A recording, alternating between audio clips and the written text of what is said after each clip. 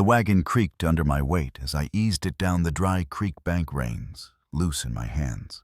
The sun had slipped low, laying a cold gold light over the flats. When I saw it, a shape caught in the weeds by the waterline, still as stone. At first I thought it was a scrap of canvas or an old coat snagged and left to rot.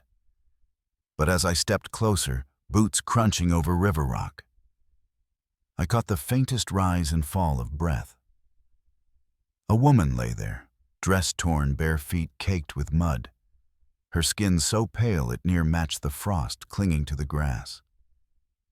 She didn't move when my shadow fell over her. Before I tell you what happened next, let me know where you're listening from in the comments, and tap like and subscribe if you've ever stood at a crossroads where one choice could change everything. My name's Eli Whitford. I was born back east, but I've worked this land on the edge of Grafton's Hollow for near 15 years. Learned the trade of a gunsmith from my father, a man who believed a handshake should be worth more than a signed paper. He taught me to keep my word mend what I could before replacing it, and help a neighbor even if it cost me daylight. My mother kept the Sabbath by closing our door to work and opening it to anyone in need of a meal. That was the kind of home I came from, not rich in money, but steady in values.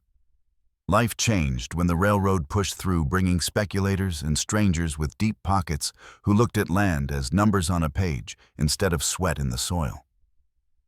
Townfolk started selling off parcels to pay debts or chase something easier. I didn't. After my wife and boy died one hard winter, I sold the shop and came out here where the days were long, the nights were quiet, and the only debts I owed were to the seasons. The cabin I built myself, one room, patched roof, a porch that leans a little when the wind hits right. The barn lists to the southeast, but it keeps the mule dry. Most weeks I ride into town only for flour salt or a bit of coffee. Grafton's Hollow is 5 miles of sagging storefronts, a church that opens when the circuit preacher comes through, and talk that carries faster than the wind. I learned early that the less you give them to talk about, the better.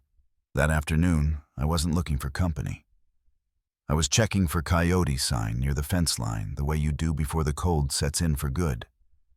But standing over that woman I knew, leaving her there, wasn't an option, no matter what talk it might stir. I carried her to the wagon, felt how light she was, under the blanket I'd fetched from behind the seat. She didn't speak, didn't even look at me, just held the wool tight around her shoulders. The road home was rough shadows deepening between the hills. By the time the cabin came into view, the cold had worked through my coat and into my bones. I helped her down, pointed her to the cot in the corner, and set water by the stove. She moved slow, like each step was borrowed. I didn't ask her name. Not yet. Folks run for all kinds of reasons, and the telling of it ought to be on their own time. Still, as I banked the fire and listened to the wind thread through the porch boards, I knew this quiet wouldn't last. There's always a moment when the reason someone shows up unannounced comes to light, and sometimes it walks right up your trail before you're ready. Nora hadn't spoken a word that first night, not even when I set the tin of broth in her hands and told her to eat. She sat on the cot in the far corner, blanket drawn tight, shoulders barely moving under its weight. The firelight made her skin look even paler, and her eyes followed me without ever lifting her chin. I let her be tending the stove, keeping the kettle warm, listening to the wind as it curled around the porch boards. There was no sound from her corner but the slow scrape of the spoon in the tin. By morning, frost had traced the edges of the shutters, and the air in the cabin held the bite of late autumn. I stoked the fire before she stirred, then set cornmeal to cook on the stove.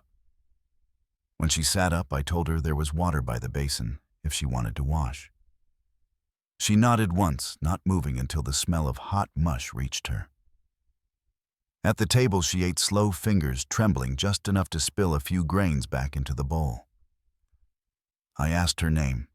She hesitated before saying it, Nora, as if testing how it sounded.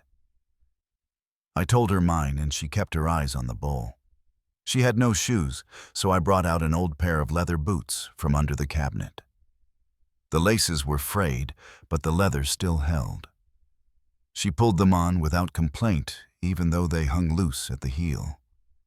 I told her she could stay a day or two, rest and eat, but she'd be expected to help while she was here. She gave a small nod. Later, when I went to the barn to check the siding, she found a broom and swept the porch slow and careful, like she wasn't sure if the work was hers to do. I kept my distance, knowing she needed space more than anything. That afternoon, she stayed near the stove while I mended a broken drawer. She held the blanket around her shoulders, her eyes on my hands, but saying nothing. When I went out to stack wood, she followed me a few steps behind, not close enough to speak, just enough to watch. By nightfall, she ate more than she had the day before.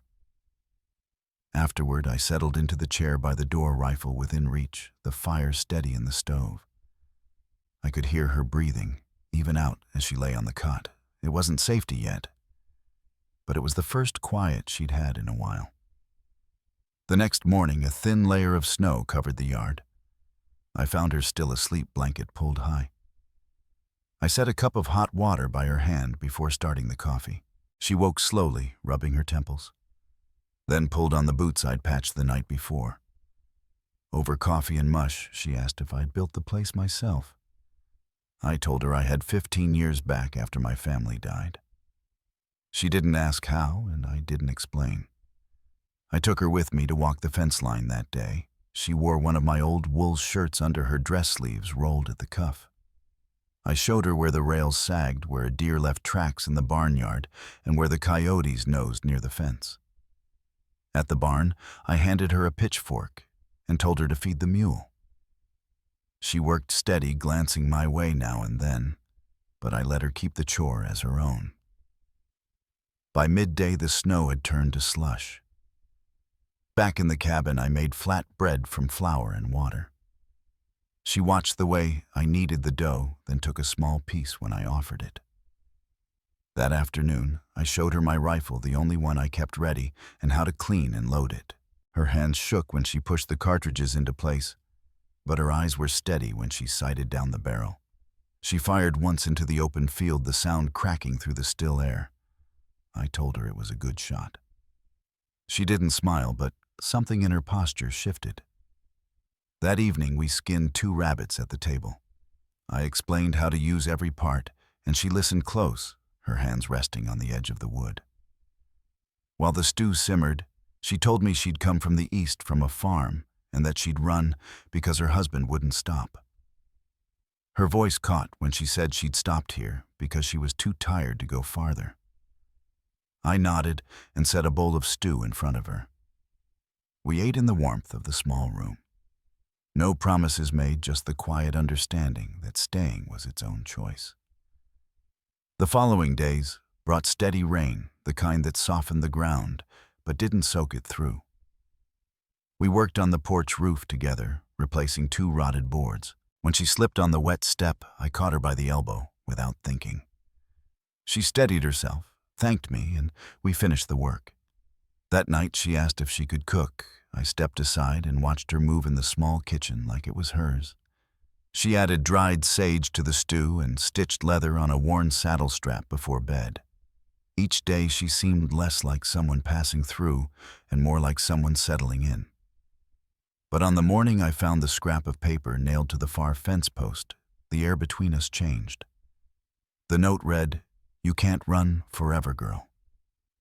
She froze when she saw it, the color draining from her face. She told me it was from Dean Mercer, her husband's cousin, a man who used to leave notes like that around their house. I asked if she was certain, and she said she'd know his hand anywhere.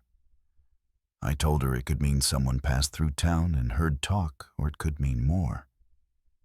She asked if I thought they'd come. I said if they'd meant to make trouble, they'd have done it already. This was just a warning. She looked at me, then worried I'd think she'd brought trouble to my door. I told her she hadn't, and that I was hiding her on purpose. She searched my face for fear and didn't find any. That night, I cleaned the rifle at the table while she patched a second pair of gloves. She told me it had been 43 days since she ran, and that they'd left bruises where folks wouldn't see. I told her if they showed up here, they wouldn't leave standing. She said she didn't want them dead. I told her I didn't say I'd kill them, but they wouldn't take her back. That was enough for both of us. The next morning, I hitched the mule and rode into Grafton's Hollow for supplies, wire, flour oil, and to listen. In the feed store, Ellis Boone told me a stranger had come through 2 nights before. Bought whiskey smoked behind the stable left before daylight. Rode a bay horse, looked lean and tired. Said he had family out east. Boone hadn't heard a name, but he'd seen that kind of watchful look before. I left with what I needed and went back to the ranch. Nora had drawn a line of ash across the doorway, an old habit she didn't explain. I handed her a tin of cartridges and told her to keep them close. She asked why I'd stopped for her that day at the river. I told her I'd buried too many people to walk past someone still breathing. She said she'd thought she was going to die out there, and that she hadn't been afraid, she just didn't care anymore. I asked if she cared now. She met my eyes and said she did. Outside, the frost was still thick on the ground, but inside the cabin, the fire burned hotter than it had in weeks. Frost stayed on the grass longer each morning, and the air cut sharper through the seams of my coat. Nora no longer asked what needed doing. She pulled her boots on at first light and stepped into the work like it belonged to her. She carried the lantern out to the barn without prompting, brushed the mule until its coat shone, and stacked split wood along the cabin wall in neat rows. There was a steadiness to her now, something that hadn't been there when I found her by the riverbank. That afternoon, while mending a length of fence, I noticed smoke curling from the south ridge. It wasn't the wild billow of a campfire left careless, but a thin, steady thread that meant someone was watching the land. I stood with one hand on the post and the other resting on the rifle at my shoulder. The ridge was too far for a clear look, but close enough to make me sure this wasn't chance. When I stepped into the barn, Nora was rolling up her sleeves, brush in hand. Riders camped a mile out, I told her. She stilled the bristles of the brush against the mule's flank. You think it's him? She asked. No one makes camp up there unless they're looking for something, I said. She hung the brush on its hook, her hands sliding into her pockets. I can handle a rifle if you show me how to sight it proper. I nodded. We'll start tonight. We set up behind the barn where the wind couldn't cut through. I lined bottles along the fence posts and handed her the Winchester. She gripped it like she meant it, but I could see the tension in her shoulders. You're not pulling the trigger to prove anything, I told her. You do it to stop a man from moving forward. She braced the rifle, exhaled, and fired. The first shot hit low, the second splintered the bottle's neck. She lowered the rifle, looked at me, waiting for more instruction. You're steady, I said. She answered without looking away. I had to learn not to flinch. We stayed there until the light left the field, then went inside. That night, neither of us slept. I sat in the chair near the door, boots on, coat across my knees, rifle resting within reach. Nora lay on the cot with the lantern still lit, her eyes open in the dim glow. Just before dawn, 2 slow knocks came at the door. I motioned for her to stay low, then opened it enough to see a man in a thick coat, his bay horse standing behind him. You Eli Whitford? He asked. I didn't answer, just studied him. I'm not here to make trouble, he said. Dean Mercer's 2 days behind me with 2 others riding alongside. All armed, mean, saying they aim to take back what's his. My hand stayed on the doorframe. She's not his, I said. The man nodded. Didn't figure she was. Just thought you should know. I asked his name. Price Mallory, he said. I'll be gone before light. He tipped his hat and was riding off before I shut the door. Nora stepped out from behind the stove. They're coming, she said. Yes, I told her, and they won't walk away with you. She moved to the table, laid both hands on the wood. I won't hide when they get here. You won't have to, I said. We spent that day readying the place. I checked the fencing for weak spots and braced the back door. We tied the mule in the barn with enough feed and water for 2 days. I cleaned both rifles, loaded the spare, and set a lantern on the porch, ready to light in a hurry. Nora stocked the pantry with food that could be eaten cold, packed a small sack and set it near the door. Neither of us said much. By nightfall, we stood at the window, watching the dark settle over the land. "They won't knock," she said. "No," I answered. "They'll ride in fast." She looked out across the yard, her shoulders squared under my old flannel shirt. She wasn't the same woman I'd carried from the river. "They don't know me anymore," she said. "They don't know me either," I told her. The next morning came without wind, the frost clinging hard to the ground. Nora stood by the window with a rifle in her hands, hair pulled back, sleeves rolled down. I was finishing the last brace on the back door. We'd boarded the windows from the inside and dug 2 shallow firing trenches, one by the porch, one behind the barn. We both knew they'd come from the south ridge, the only stretch open enough for a fast approach. Nora loaded her rifle round by round, locking the chamber without flinching. "If they come, wait until they dismount," I told her. "Don't shoot early, and don't shoot to scare." She met my eyes. "We're past that," she said. Around midday, the mule shifted and the barn ears pricked. I stepped onto the porch, rifle low, eyes on the tree line. Dust rose beyond the fence. 3 riders appeared, slow and steady, like they owned the ground they crossed. Dean was in front, same broken nose, same heavy coat. The 2 behind him were younger, but their hands stayed near their holsters. I walked to the old fence line and waited. Dean pulled up, slid from his saddle, stretched his back. "Heard you picked up a stray," he said. "Thought I'd bring her home." "She's not yours," I told him. His smile thinned. "You don't know what she's done." I didn't answer. Behind me, the cabin door opened. Nora stepped out, rifle in her arms, walking to stand beside me. Dean's eyes fixed on her. "You look well fed," he said. Nora's voice was clear. "You don't own me anymore." One of his men shifted in the saddle, hand easing toward his weapon. I raised my rifle. "Don't I said? I'll drop the first man who moves." Dean's gaze swept the yard, the cabin, the rifles leveled back at him. He spat into the frost. "She ain't worth the trouble." Nora didn't lower her gun. Dean climbed back onto his horse, looked down at her. "You run again. There won't be another warning." I stepped forward. "You cross this line again, you won't ride out." His mouth twitched, but he turned his horse. The other 2 followed, riding slow toward the ridge until the trees took them. When I looked at Nora, her arms were trembling just enough to show. "You all right?" I asked. "I didn't think it would feel like that," she said. "Like what?" "Like it wasn't just fear anymore." I nodded once. "That's how you know it's over." That evening, we worked in the quiet. She swept the porch, I checked the traps near the ridge. The air had the strange stillness that follows something heavy. Inside, we sat at the table with the lantern between us. She leaned back in her chair. "You still think I'll leave?" she asked. "Do you want to?" I said. "No." "Then don't." Outside, the frost crept back over the ground, but the cabin felt warmer than it had in weeks. The snow came early that year, falling in short bursts that covered the ground before melting into the dry soil.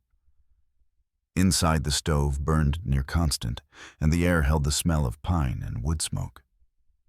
Nora moved through the cabin with an ease I hadn't seen before. She swept the floor without asking, fetched water from the barrel, and set the coffee on before I had my boots laced. The quick glances toward the window that used to follow every sound outside had faded. Her shoulders stayed low when she breathed now, no longer braced for a door to open. Word came by way of Ellis Boone that Dean Mercer had been seen riding east out of Grafton's Hollow, his 2 companions with him. No one in town had heard his name since, and the talk had died to a whisper. I told Nora what Boone had said, and she only nodded before going back to mending the strap on a saddle. Still, I could see something settle deeper in her, like she could finally stand without leaning toward the next flight. Most mornings, she stepped out to the porch with her coat buttoned and watched the light creep over the ridge. One afternoon, I found her crouched near the porch rail, pressing onions into the frozen dirt. She smiled at the work, even as the cold reddened her hands. I didn't tell her it wasn't the season for planting, just brought her the old, wide-brimmed hat she'd once looked at a moment too long. She took it without a word, and for the first time since that day, by the riverbank her hand brushed mine. That night, she baked bread, not the flat pan loaves we'd been eating, but real bread risen, crusted golden, and filling the cabin with a warmth that reached past the stove. I came in from stacking wood, stood just inside the door, and let the smell fill my lungs. She set a slice in front of me without waiting for me to sit, then took the chair opposite. We ate in a quiet that felt different, not guarded, but settled.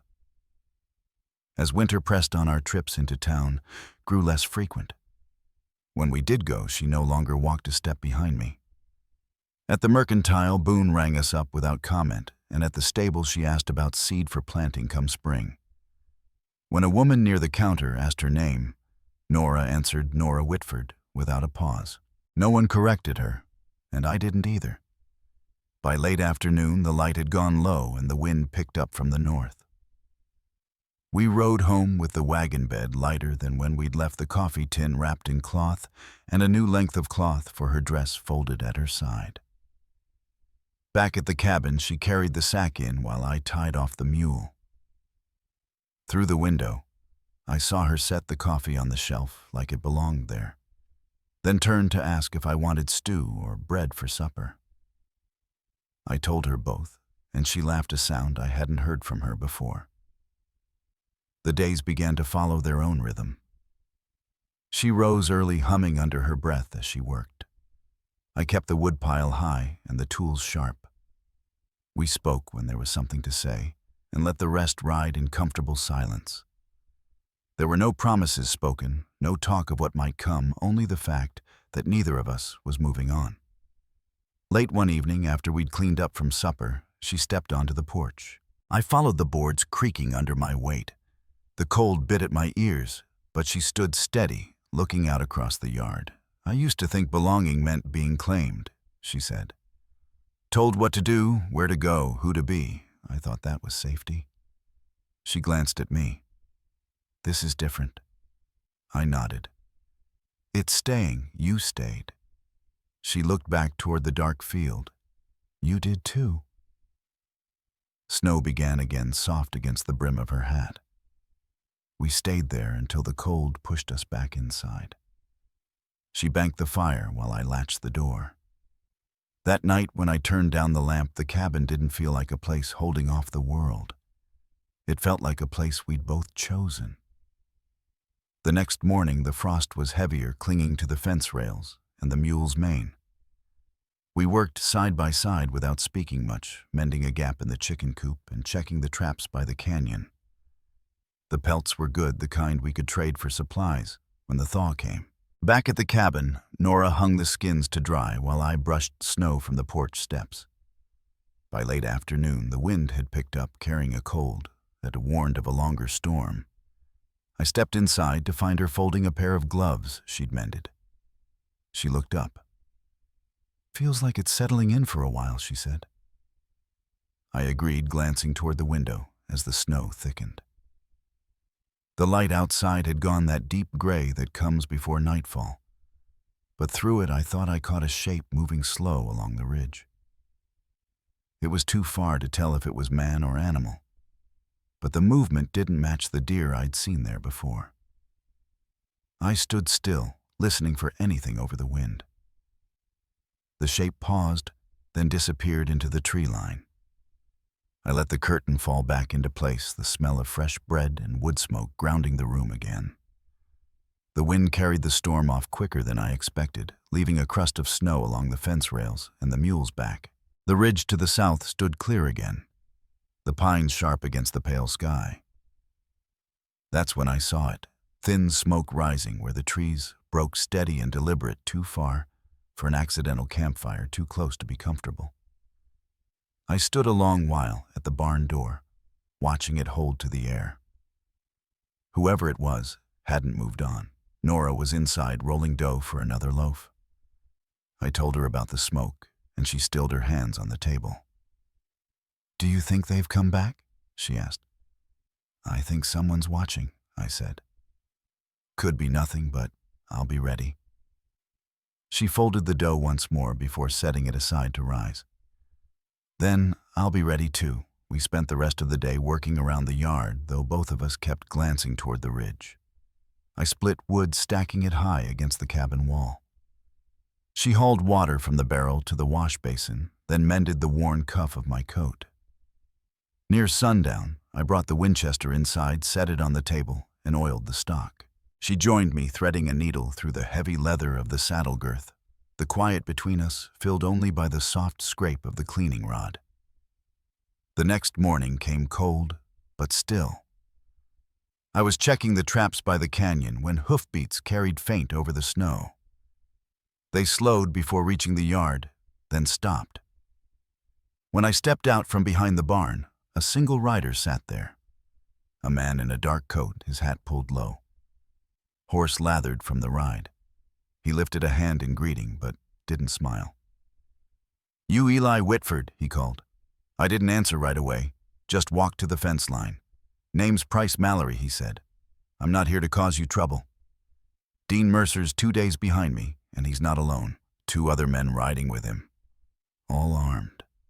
His voice stayed even, but the words carried enough weight.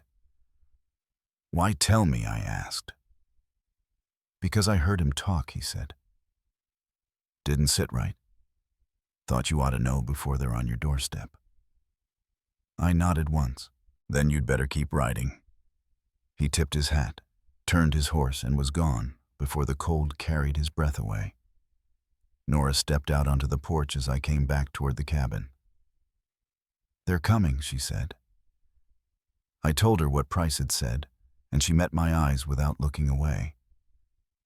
"I'm not hiding this time." "You won't have to," I said. We spent that day readying the place. I walked the perimeter, tightening the wire on the far fence, shoring up weak boards on the porch. She filled the pantry with what we could eat cold, set a small sack near the door, and laid out both rifles on the table. The mule was tied in the barn, with enough hay and water to last a stretch. By nightfall, the lantern on the porch was trimmed and ready to light in a hurry. We stood at the front window, the yard stretching pale under the moon. "They'll ride in fast," she said. "That's the only way they know," I told her. She didn't answer, but I could see in her face she wasn't the same woman who'd once hidden behind the stove. The morning came with no wind and frost that clung stubborn to the ground. Nora stood at the window with her rifle hair tied back, sleeves down. I checked the back door brace, then the boards we'd set across the windows inside. We'd dug 2 shallow firing trenches, one off the porch, one behind the barn, just in case. Around midday, the mule shifted restlessly in the barn. I stepped onto the porch and saw them 3 riders moving in from the south ridge, slow and steady. The kind of pace that said they weren't here by accident. Dean rode in front his coat collar up the same broken nose I remembered from her telling. The 2 behind him looked younger, but their hands stayed close to their hips. I walked to the old fence line and stopped. Dean pulled up his horse, swung down, and came a step closer. "Heard you've got something of mine," he said. "You're wrong," I told him. He smirked, but it didn't reach his eyes. She left without a word. Took things that weren't hers. The cabin door opened, then slow and deliberate. Nora stepped out, rifle cradled in her arms, and came to stand beside me. Dean's smirk vanished. "You look well enough," he said. She kept her voice clear. "You don't own me anymore." One of his men shifted in the saddle hand, dipping toward his holster. I raised my rifle. "Don't," I said. "First man moves, he doesn't get another chance." Dean's eyes swept the yard. The cabin then came back to us. He spat into the snow. She ain't worth the trouble." Nora didn't lower her rifle. Dean mounted slow, gave her one last look. "If you run again, there won't be another warning." I stepped forward. "You cross this fence again, you won't ride out." His jaw worked, but he turned his horse. The other two followed, and they rode back toward the ridge without looking behind. When they were gone, I turned to Nora. Her arms trembled, but her eyes stayed steady. "You all right?" I asked. "Feels different," she said. "Like it's not just fear now." I nodded. "That's how you know it's over." We went back to work in the yard without speaking. The cold had settled in again, but it didn't feel as heavy. That night we sat at the table with the lantern between us. She leaned back in her chair. "You still think I might leave?" she asked. "Do you want to?" I said. She shook her head. "Then don't." Outside, the frost crept across the yard, but inside the fire burned warm. The morning after Dean's visit, the air hung heavy with the kind of stillness that sets a man on edge. The ridge lay bare under the pale sun, and no fresh smoke marked the tree line. Nora moved about the cabin without hurry, but I noticed she kept glancing toward the door as if waiting for the latch to lift. I spent the first hours checking the stock in the barn and leading the mule out for a short walk. The ground was frozen solid, each step ringing faint against the quiet. By midday, the sound of wagon wheels broke the stillness. They came slow from the north road, two mules pulling a covered freight wagon with a single rider following behind. The driver, a broad-shouldered man with a short beard, reined up in the yard and lifted a hand in greeting. "Name's Henry Calloway," he said. "Got a delivery from Sheriff Langford." He stepped down, handed me a folded paper sealed with the county stamp, and pulled back the wagon canvas to reveal 3 heavy crates. "Sheriff said you'd know what they're for." Inside the crates were lumber planks, iron hinges, and a small keg of nails, enough to fortify the porch and barn doors. There was also a shorter crate packed with cartridges, each box marked .44 caliber. I signed Henry's paper and he tipped his hat. "Sheriff says he's heard talk in town. Best be ready." Nora helped me carry the crates inside. We set the ammunition in the pantry and stacked the lumber under the lean-to. The work kept our hands busy and our minds from turning too far ahead. By late afternoon, the sun was already low, painting the snow in long shadows. The next day, I rode into town early, leaving Nora with both rifles within reach. Main Street was quiet, most folks keeping indoors against the cold. At the general store, I picked up coffee beans, lamp oil, and salt. That's where I ran into Sheriff Langford. He stood near the pot-belly stove warming his hands. "Calloway get those supplies to you?" he asked. I nodded. "Dean Mercer's been asking questions," the sheriff said. "Wants to know who's been talking to you. You might have a friend in Price Mallory, but Mercer's looking to smoke him out." I asked how much time we had. The sheriff shrugged. "Could be days, could be hours. Keep your doors barred and your eyes open."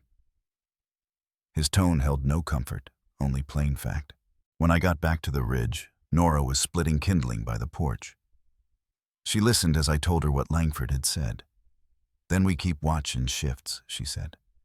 We worked out a plan, one of us awake at all times, lantern-trimmed low rifles close. That night, the wind picked up, whistling through the chinks in the cabin walls. I took the first watch sitting at the window with the Winchester across my knees. In the dark, every shadow seemed to move, but nothing came down the road. Near midnight, I woke Nora for her turn. She wrapped herself in the wool blanket and took the chair by the window without complaint. 2 days passed like that, quiet, watchful, with the ridge holding its secrets. On the 3rd morning, tracks showed fresh in the snow behind the barn. Not hoof prints, but boots, 2 sets, both coming close to the back door before circling away toward the trees. Nora stood beside me, studying them. "They're looking for a way in," she said. We set to work at once. I used the new lumber to brace the doors from the inside, fitting the iron hinges to swing tight and fast. Nora checked the windows, making sure each latch held firm. By sundown, the cabin felt tighter, more secure. Still, I could feel the weight of those tracks, like a hand pressing at my back. That evening, as we sat to a simple supper, a knock came at the door, 3 slow raps. I rose with the rifle in hand. "Who's there?" I called. A voice answered, low and calm. "It's Calloway." I opened the door to find him on the porch, hat dusted with frost. "Rode back from town," he said. "Heard Mercer and his men will be on the move before the week's out. They've got someone in town, helping them, passing word on your comings and goings." Nora's eyes narrowed. "Who?" Calloway shook his head. "Don't know yet. Just don't trust every friendly face you see." He tipped his hat and headed back into the night, leaving only the sound of his wagon fading down the road. We sat quiet after that, each of us turning over the thought of someone nearby feeding Mercer information. It changed the shape of the threat, made it feel closer, like a shadow already inside the fence line. The next morning, I saddled the mule and made a slow circuit of the property. Every fence post, every tree line got my full attention. At the far north corner, I found another sign, scraps of tobacco paper near the fence. The kind you don't drop unless you've been standing a while.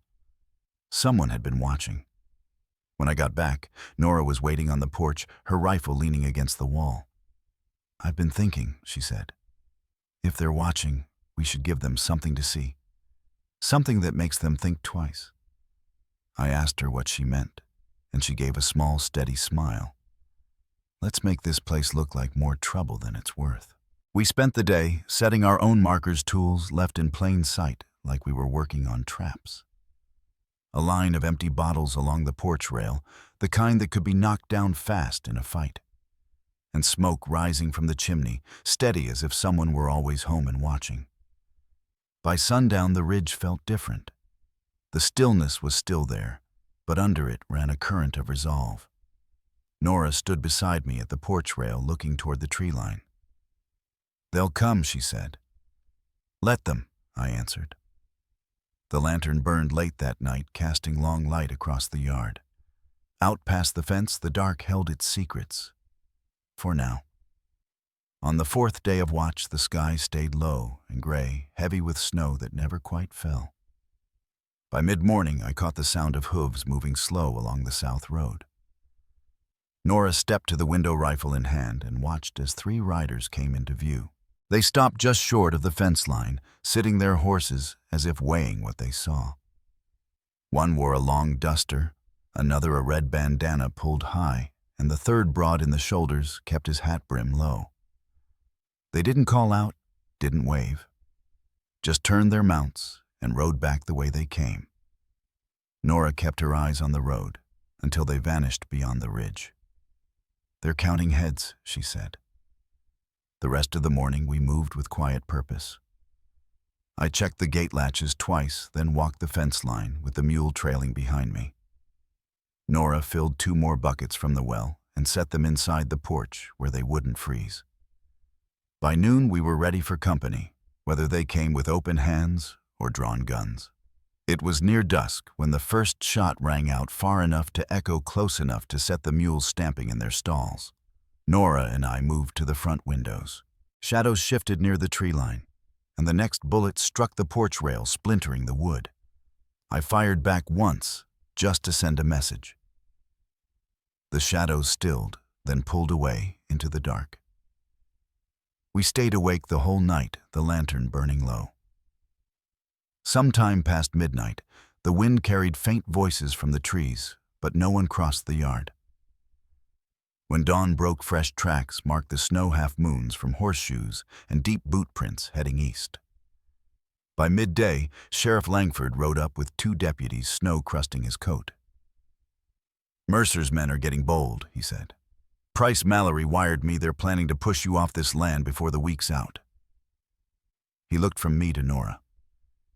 "If you've got a mind to stand, I'll back you."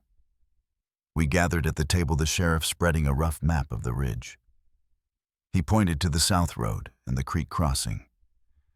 "These are their likely paths. We'll post 2 men here and here.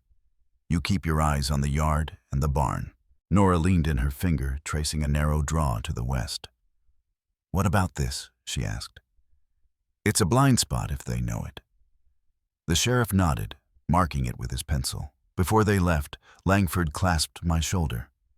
"Keep that rifle close. They won't come knocking polite." His words sat heavy but steady, like a weight we could bear. The day passed in slow, deliberate tasks. Nora baked bread while I saw to the animals, each of us moving with the sense that every small chore mattered. Just before sundown, a rider came hard from the North Henry Callaway. He swung down in the yard, breath showing white. "They've got a wagon," he said. "Loaded. Could be supplies, could be worse." They were 2 miles out when I turned off. We set extra lamps along the porch rail and in the windows, throwing light across the yard. Nora laid out both rifles and a shotgun by the door. I walked the fence line one last time, the snow crunching under my boots, my breath rising in the cold. The night came still and sharp. From the porch I could hear the creek under its thin ice, a faint trickle beneath the frost. Around midnight, the sound of wheels on frozen ground carried up the road. Then it stopped. Silence deep and wide settled over the ridge. Minutes passed before a voice called from the dark. "Mercer says you've got no claim here." The words hung in the cold air. I stepped to the edge of the porch, rifle ready. "Then Mercer can tell it to the law," I answered. No shot came, no rush of boots, only the slow creak of wheels turning away, fading into the night. Nora closed the door and dropped the bar into place. "They're testing us," she said.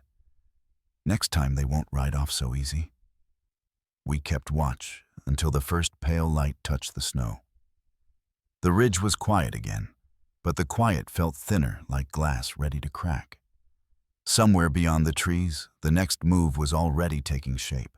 By the third day after that midnight standoff, Sheriff Langford brought word that Mercer's men had been caught crossing the ridge with stolen cattle. The deputies found enough marked hides in their wagon to prove every charge. By afternoon, the whole lot of them sat behind the iron bars in town. Nora and I rode in for the hearing, the cold air carrying the scent of wood smoke from the courthouse stove. Judge Willard read the charges, plain and steady, his voice filling the small room. Mercer tried to bluster, but the weight of proof was too much. The land deed in my pocket felt heavier with each word the judge spoke until the gavel came down and it was settled. Our claim stood untouched. Outside, snow had begun to fall in slow, drifting flakes. Neighbors who'd heard the news gathered by the hitching rail, clapping my shoulder and shaking Nora's hand. There was no loud celebration, just the quiet kind of relief that sinks deep and stays. We rode home, with the light fading over the ridge, the snow soft under the horses' hooves. The fence line stood unbroken, the barn lamp casting its warm circle across the yard. I swung down from the saddle and felt the cold boards of the porch under my boots, knowing I'd walk them for years to come. That night, with the fire low and the wind tapping at the windows, Nora set fresh bread on the table.